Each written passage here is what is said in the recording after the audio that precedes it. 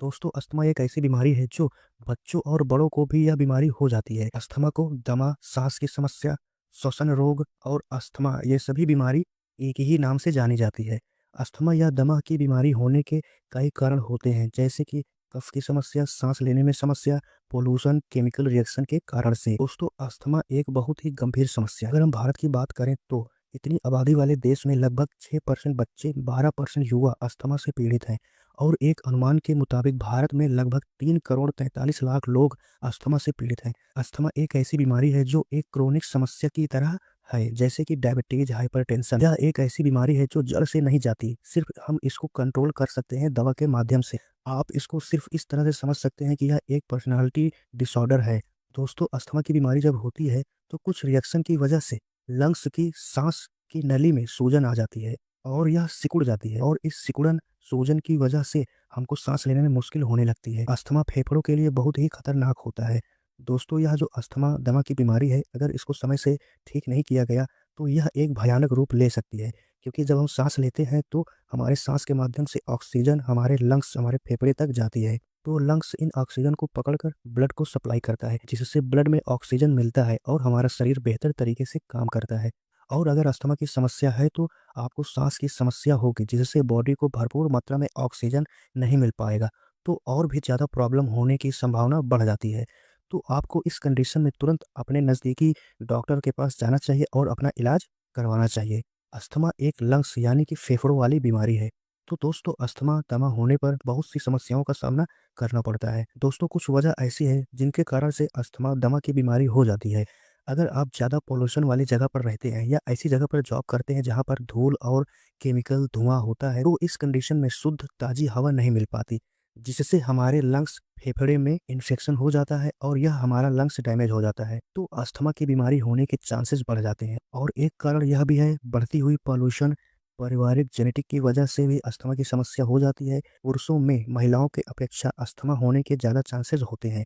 बदलते मौसम की वजह से, एलर्जी की वजह से, सर्दी खांसी जुकाम की वजह से, खाने से एलर्जी जैसे ईग, चावल और भी चीज़ें जो अस्थमा की बीमारी को ट्रिगर करते हैं, जिससे लंग्स की नसें इन्फेक्टेड हो जाती हैं, तो अस्थमा दमा का कारण बन जाता है।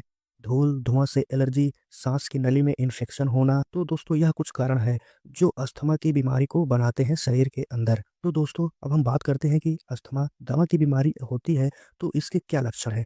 इसके लक्षण के बारे में अगर हम बात करें तो जैसे कि सीने में जकड़न होना, सांस की समस्या, सांस खुलकर ना ले पाना, चलने पर, सीढ़ियाँ चढ़ने पर, दौड़ने पर एक नॉर्मल इंसान से ज़्यादा हांफना, सांस का उभार होना, जल्दी-जल्दी साँसें भरने की समस्या, व्हीज़िंग मतलब कि साँस लेते समय सीने से एक सीटी की तरह आवाज़ आना, खाँसी कफ की समस्या जैसे कि जो अस्थमा दमा की बीमारी वाली खाँसी होती है, यह एक अलग तरह की खाँसी होती है। अगर आप बैठे हैं तो अचानक से खाँसी आना, अचानक से बिना चले बैठे-बैठे श्वास लेने में समस्या होना, रात को खाँसी आना बेवजह, श्वास लेते समय सीटी जैसी आवाज़ आना।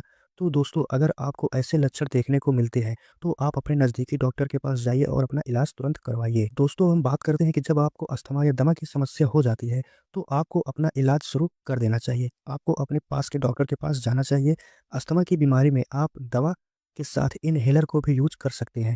डॉक्टर के बताए अनुसार अस्थमा दमा की बीमारी को इलाज से ठीक किया जा सकता है। तो इस तरह से आप अपना इलाज कर सकते हैं। तो दोस्तों अब हम बात करते हैं कि अगर आपको अस्थमा या दमा की बीमारी हो गई है तो इस कंडीशन में कुछ सावधानियाँ हैं, कुछ बातों का ध्यान रखना चाहिए।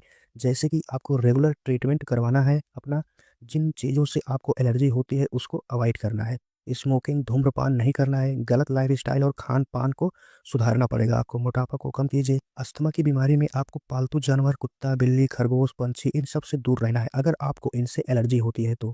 एक कारण यह भी होता है और वह पोलन की समस्या है। यह फ्लावर से होता है। अक्सर लोग अपने घरों में जो फूल पौधे को लगाते हैं तो इनके फूल से पोलन निकलते हैं, तो इनसे एलर्जी की समस्या हो सकती है।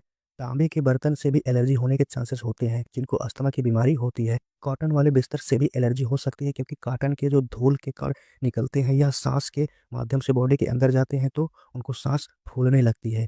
फंगस के कारण एलर्जी होती है, जैसे कि घरों की दीवारों पर नमी की वजह से फंगस, फफूंदी, काई लग जाती है, तो इससे भी कुछ लोगों को एलर्जी होने लगती है। आपको शराब, कोल्ड ड्रिंक, सिगरेट, धूम्रपान, नशीले पदार्थों का सेवन नहीं करना है।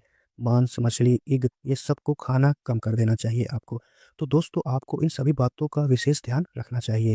दोस्तों, अस्थमा की बीमारी होने पर खाने-पीने की चीज़ों पर भी विशेष ध्यान देना चाहिए। आपको हेल्दी खाना खाना चाहिए, जंक फूड, फास्ट फूड, तेल, ऑयल वाली चीज़ों को नहीं खाना चाहिए।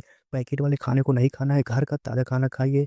सलाद, ग्रीन वेजिटेबल, फ्रूट, जूस को खाना चाहिए। विटामिन डी के लेवल को बैलेंस में रखना चाहिए अपने शरीर में। मैग्नीशियम वाली चीज़ों को खाओ, यह लंग्स के लिए फ़ायदेमंद होता है। अगर बच्चों को अस्थमा है तो उनके खान-पान पर आपको विशेष ध्यान देना चाहिए। तो दोस्तों, आपको इन सभी बातों का ध्यान रखना चाहिए। दोस्तों, इसके साथ में आपको रोज़ाना एक्सरसाइज, जिम, सुबह टहलना या फिजिकल एक्टिविटी को ज़रूर करते रहना चाहिए। आपको योगा करना चाहिए, जैसे कि सेतुबंद आसन, प्राणायाम, कोबरा पोज़, कैमल पोज़, ये सभी चीज़ें लंग्स को मजबूत बनाते हैं। तो एक्सरसाइज बहुत ही ज़्यादा ज़रूरी है। रोज़ाना आपको 30 से 40 मिनट तक एक्सरसाइज करना चाहिए। तो दोस्तों, ये रहे अस्थमा दमा की बीमारी और इससे रिलेटेड कुछ इम्पोर्टेंट बातें। तो दोस्तों, अब हम बात करते हैं कि अगर किसी को दमा, अस्थमा की समस्या हो जाती है, साँस की समस्या हो जाती है, तो इसको कैसे ठीक करें? तो दोस्तों, आपको एडब्ल्यूपीएल यानी कि एस्क्लेपियस वेलनेस कंपनी का प्रोडक्ट अस्थम डॉग सिरप को ज़रूर यूज़ करना चाहिए। एडब्ल्यूपीएल ने इस प्रोडक्ट को कई सालों तक अच्छे से रिसर्च करके बनाया है। यह प्रोडक्ट खाँसी, साँस लेने की समस्या, अस्थमा, दमा, श्वसन रोग, इन सभी बीमारी को ठीक करने में आपकी हेल्प करेगा। यह प्रोडक्ट अस्थम डॉग सिरप एकदम केमिकल फ्री है, क्योंकि इस प्रोडक्ट को आयुर्वेदिक जड़ी-बूटियों से बनाया गया है। इस प्रोडक्ट को स्पेशली अस्थमा की समस्या को ठीक करने के लिए बनाया गया है। और दोस्तों, हमने इस वीडियो में जितना भी अस्थमा, दमा से संबंधित बातें की है, उन सभी परेशानियों में, उन सभी बीमारियों को ठीक करने में यह प्रोडक्ट आपकी हेल्प करेगा। तो दोस्तों, अब हम बात करते हैं कि इस अस्थम डॉग प्रोडक्ट में कौन-कौन से इंग्रेडिएंट डाला गया है। तो इसमें डाला गया है लिसोड़ा, पुष्कर मूल, सिरास, बहेड़ा, काकड़ा सिंघी, यूं केसर, नीलकुंडी और खैर। तो दोस्तों, यह इंग्रेडिएंट इसमें डाला गया है। तो दोस्तों, अब हम बात करते हैं कि इस प्रोडक्ट को कैसे यूज़ करना है। यह प्रोडक्ट आपको लिक्विड फॉर्म में मिलेगा। बोतल को खोलने से पहले अच्छी तरह से हिलाना है। 10 एमएल रोज़ाना भोजन के 1 घंटे बाद पीना है, शाम सुबह दोनों समय। तो इस तरह से आप इस प्रोडक्ट को यूज़ कर सकते हैं। दोस्तों, जब आप इस प्रोडक्ट को यूज़ करेंगे तो कुछ सावधानियाँ हैं, कुछ इंपॉर्टेंट पॉइंट्स हैं जिनके बारे में आपको पता होना बहुत ही ज़्यादा ज़रूरी है, और वह सभी बातें आपके मोबाइल स्क्रीन पर दिख रहा है। आप इस वीडियो को रोक कर इन सभी बातों को ज़रूर पढ़िए, फिर इसके बाद आगे की वीडियो को देखिए। तो दोस्तों, अब हम बात करते हैं कि इस अस्थम डॉग सिरप के प्राइस के बारे में। इसका एमआरपी प्राइस है ₹1740, डीपी प्राइस है ₹1344। 8 एसपी का यह प्रोडक्ट मिलेगा। इसकी जो नेट क्वांटिटी होगी 500 एमएल, यानी कि यह प्रोडक्ट आपको 500 एमएल में मिल जाएगा, आधा लीटर में। दोस्तों, अगर आप यह प्रोडक्ट को खरीदना चाहते हैं तो आपको इस वीडियो के डिस्क्रिप्शन में हमारा कॉन्टैक्ट नंबर मिल जाएगा। आप उस